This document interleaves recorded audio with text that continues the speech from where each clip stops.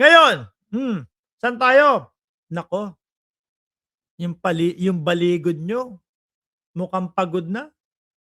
Yung dati po na hanggang ngayon, superhero naman po ng mga DDS, mukhang pagod na mga kababayan. Sabi ni Armando Aparicio, "Good morning Boss Mark, ngayon lang nakasubscribe." Pabati naman, shoutout kay Armando Aparicio. Ngayon mga bossing, naalala nyo ipinakita nung kampo ni Baligod kasama yung 18 marites, yung, litrato ni Kiko Pangilinan. Sadya ho yun.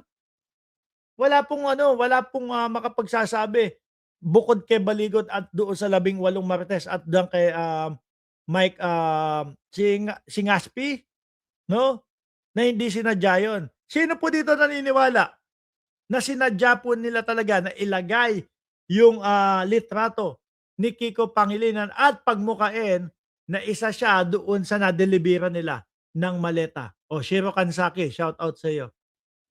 'Di ba, ang nakikita ko po kasi do'n mga kababayan, ilagay ko muna yung nag-ooperate ng ayan 'no, 'yan yung mismo 'di ba, ayan 'di ba, yung, ipinost nila.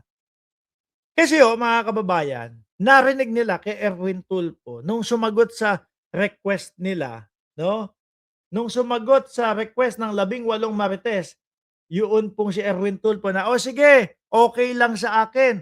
Ako ay mag-i-inhibit kapagka ang Blue Ribbon Committee ay nandiyan na at ipapatawag yung 18 marites." Dahil yun nga po yung request nila. Narinig nila, nandiyaan naman si Senator Kiko Pangilinan para humalili sa akin. 'Di ba? Para humalili sa akin. Yun yun mga kababayan. At kung susundan niyo po yung pagkakasunod-sunod mga bossing, 'no, kung susundan niyo po yung mga pagkakasunod-sunod, lahat ng hindi pumapabor at lahat ng kumakalaban sa kanila at lahat ng hindi sumusunod sa gusto nila, isinasama po nila doon sa mga napadalhan ng maleta. Si Erwin Tulfo, bakit ho nila isinama? Kasi po alam nila na yun yung, Senate Blue Ribbon Chairman, 'di po ba? Ngayon narinig nila kay Erwin Tulfo, naku si Kiko Pangilinan ang hahalili.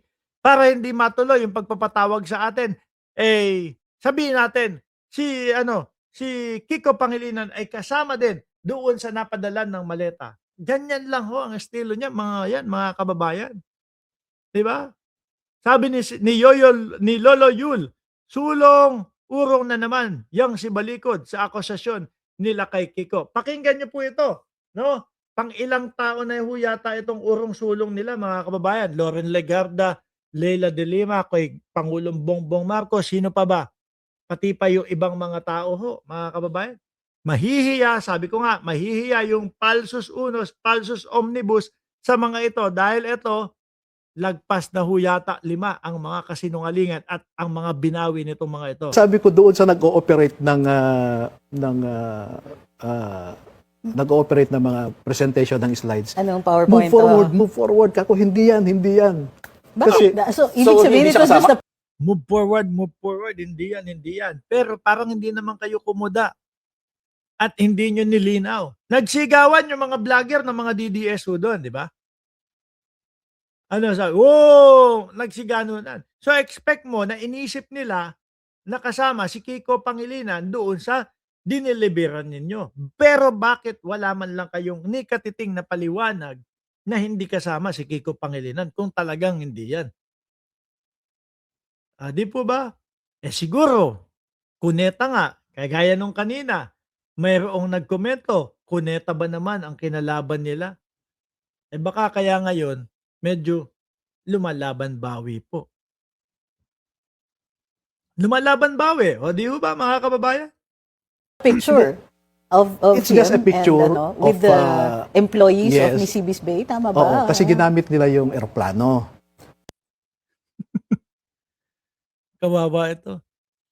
Ano? Kawawa itong mga 'to, 18 marites kasama itong si Baligod ho, mga boss chief, amo sir. Panigurado, hindi matatapos itong serye na 'to o itong taon na ito. Oblo ang pupuntahan nitong mga ito ho, mga kababayan. Madami na silang sinira, Madami na silang isinasali, kung sino-sino ng mga pangalan, Siguro utos ng mga nasa likod nila, 'no? O isama mo si ano, isama mo yan si, pangalan nun, yung isang, congressman, Ma'am Merly Belen, shoutout po sa inyo. Yung isang congressman, isama mo doon sa nakatanggap ng maleta nung pinuntahan ho sila ni Alvarez. Tameme silang lahat, nagsipulasan, nagsialisan 'no. O 'di ba? Sabi ni Jorge, pero di sila nag-explain that very time, correct. Oh, kasi dapat, punto por punto talagang i-explain mo na agad-agad 'yun, eh. Hindi ka magdadalawang isip, hindi ka na mag-iisip, "Op, sandali lang po, baka may iniisip po kayo o baka iniisip niyo po kasama itong, si Kiko Pangilinan sa nadala namin na maleta." Hindi po, 'no, nasama lang yung picture. Kung yung mga panahon na 'yun o oras na 'yun, sinabi agad nila 'yan, malamang ho mga kababayan, eh, ano agad 'yan, ano tawag dito, malamang ho mga boss chief amo sir, ang nangyari diyan is hindi pinaniwalaan. Kumbaga, okey may explanation na sila, on that point 'no, on that time, ipinaliwanag na agad sila. Sabi ni Sir Sunny Reyes, "Iwas pusoy time." Gano'n naman po talaga 'yan, eh. Ano po, siguro ang akala po nila simple lang magpabagsak ng gobyerno at yung mga walang katotohanan na sasabihin nila, papasa 'no, sa taong bayan. Nagkamali po sila mga bossing. Dahil po ang nakikita natin reaksyon ng mamamayang Pilipino dito sa mga, ginagawa nitong mga kupal na ito ay pinagtatawanan lang po sila. Pinagtatawanan lang po. Ngayon, hirap na hirap silang makapagpaniwala po, oh, 'di ba? Hindi nila mapaniwala ang, bayang Pilipinas, oh, doon sa gusto nilang mangyari. O yan, sama sila kay Defensor, sama sila kila Chavit, sama sila malamang oblo na din po yang mga yan. Eto pa, mga bossing, ano ba yung sabi dito? Si Baligod din habang ini-interview, medyo ramdam na at, kita na yung takot at kaba dito kay Kiko Pangilinan at Sharon Cuneta. Sabi ko doon sa nag-ooperate ng Ay eto pala yun, eto yung susunod, sorry. Eto yung susunod. Babayaan na natin yung issue ngayon. Yan, kasi po tinatanong ulit sa kanila ng mga reporter, eh. Inaalam ulit ng mga reporter, eh. 'Di ba? Eh, ano po ang masasabi ninyo? Eh, mukhang, yung kampo ni Sharon Cuneta at ni Kiko Pangilinan, eh, mukhang magkakaso, et cetera, ganyan. Ngayon, ang sabi ni ano, Baligod, "Oh, hayaan niyo na yun. Wag niyo nang inuungkat yun. Tahimik na yung mag-asawa, eh." Baka mukha lang, 'di ba? Baka mukha lang na tahimik yung mag-asawa pero behind the scene, pinag-aaralan na yung kaso sa inyong lahat. Hindi po ba? Halatang takot si Baligod ho dito mga kababayan. Oh, ikaw ba naman sabihin mo yung gano'n? Oh, Babayaan na natin yung issue ngayon. Nanahimik na yung mag-asawa, no? oh, Huwag na nating palakihin. oh. Kumbaga, tapusin na, huwag nang palakihin. Huwag na tayong magsalita para hindi na sumagot. Hindi yan, sir. No? Lalo na Kiko Pangilinan, nakatutok yan sa inyo. Dahil isa yan mga kababayan sa mga senador na gusto talagang maubos ang katiwalian at pagnanakaw sa gobyerno. At hindi papayag yan na yung ganyan na gawa-gawa. Abogado din yan. Oh, alam natin yung kilos nila, eh, mga bossing. At alam natin kung bakit nila sinadya na ilagay yung picture ni Kiko Pangilinan doon, mga kababayan. Dahil nga nagbabadya na kapagka nag-inhibit itong si Erwin Tulfo, si Kiko Pangilinan ang papalit bilang chairman. Hindi naman siguro papalit bilang chairman ng Blue Ribbon Committee. Ang talagang magiging leader ng Blue Ribbon Committee, lalong-lalo na diyan sa pagpinatawag yung 18 Marites. Kaya ang ginawa nila, sama si Kiko Pangilinan. Sali natin yan si Kiko Pangilinan. Eh, in-underestimate po siguro nila mga kababayan, di ba? Oh. Ito ang final say ko dyan. If Senator Kiko and Sharon Cuneta feel that we maligned them, then they are welcome to resort to whatever.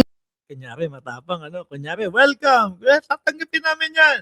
No, pero deep inside, naiihina ho yan, mga kababayan. No? Kinakabog na po ang dibdib niyan, mga bossing. Sabi, yan ang nakakainis. Hayaan na lang daw, tapos sinisipan niya yung mag-asawa. Bakit daw nag-react? Correct. Hindi, yun ang maganda doon. Ano po, na ibubunton niya yung sisi doon sa mag-asawa. Dahil lalong matitrigger yun. Ayos Kami pa yung may kasalanan Di ba? Okay Kami pa yung masama dito dahil nag-react kami dahil ipinakita yung litrato ng mister ko Di ba? Mati-trigger lalo. Sige. Ganun pala No? Ipapa-oblo ka namin.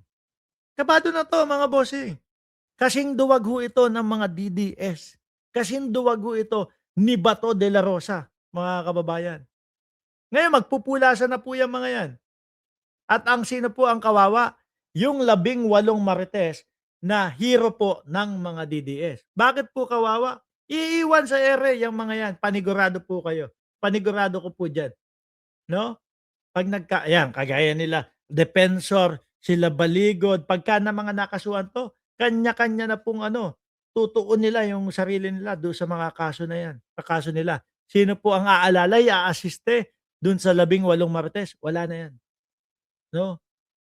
Panigurado ko, iyakan ng mga DDS pagka na-oblo yung 18 marites na yan. Hero ho nila yan Diba? Tuloy, Baligod. Legal means to redress their grievances, to clear their names, no? At kung kakasuhan nila kami, handa rin naman kaming sagutin yung reklamo nila. Sir, sorry, additional. Basta walang Basta walang taguan malapit na kayong mawalan ng Bakit? Magsasara yung gym ko? Mawawalan ako ng trabaho, mawawalan na yung negosyo. Ano magsasara? Yung negosyo sa Pilipinas, yung gym dito sa Cayman Islands, ano pa? Ano kami, kagaya nyo? Na piso comment? Anak ng puta naman kayo, mga lampas lupa kayo, mga DDS kayo. Anak ng puta. Igagaya nyo kami. Sa inyo, na 20 pisong presyo ng bigas, iniiyak. Anak ng putik naman talaga. Ano ba naman yan? Hindi kami nagtatrabaho. Meron kami mga negosyo. Hindi ko alam sa inyo, mga DDS. No? Baka sa inyo, yung mga walang trabaho na nag-iiyakan dahil mataas daw ang presyo. Tingnan nyo yung mga kakamping, mga bossing. Tingnan nyo yung mga sumusuporta sa gobyerno. Mga nagrereklamo po ba sa taas ng presyo? Hindi. Nakikita nyo.